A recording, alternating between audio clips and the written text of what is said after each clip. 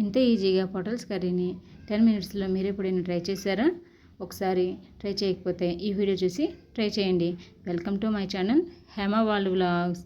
ముందుగా పొటల్స్ను శుభ్రంగా వాష్ చేసుకుని పొడవు ముక్కలుగా కట్ చేసుకుని, అలాగే 2 పొటాటోస్ను పీల్ చేసి వాటిని కూడా పొడవు ముక్కలుగా కట్ చేసుకుని, చూడండి నేను చూపించిన విధంగా కట్ చేసుకోండి. నెక్స్ట్ కుక్కర్లో కొంచెం ఆయిల్ వేసుకోండి.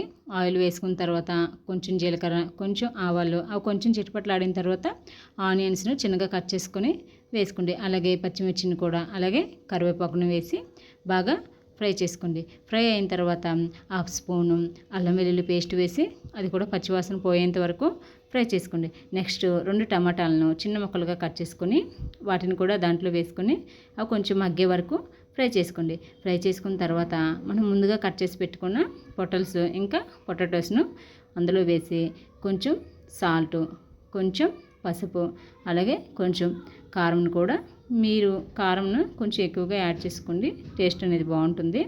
వేసుకొని బాగా మిక్స్ చేయండి. మిక్స్ చేసిన తర్వాత కొంచెం వాటర్ రిలీజ్ అయినంత వరకు అలాగే ఉంచండి. నెక్స్ట్ కొంచెం వాటర్ యాడ్ చేసుకోండి.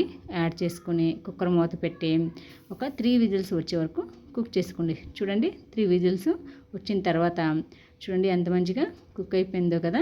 ఇలాంటప్పుడు మీరు కొంచెం ధనియాల పౌడర్ని వేసుకొని ఒక 2 మినిట్స్ కుక్ చేసుకోండి. కుక్ చేసుకున్న తర్వాత అప్పుడు స్టవ్ ఆపేయండి. ఈ కర్రీ అనేది చపాతీతో బాగుంటుంది, అలాగే రైస్తో కూడా చాలా బాగుంటుంది. ఈ వీడియో నచ్చితే మీకు లైక్ చేయండి, షేర్ చేయండి, సబ్స్క్రైబ్ చేసుకోండి. Thank you for watching. Bye bye.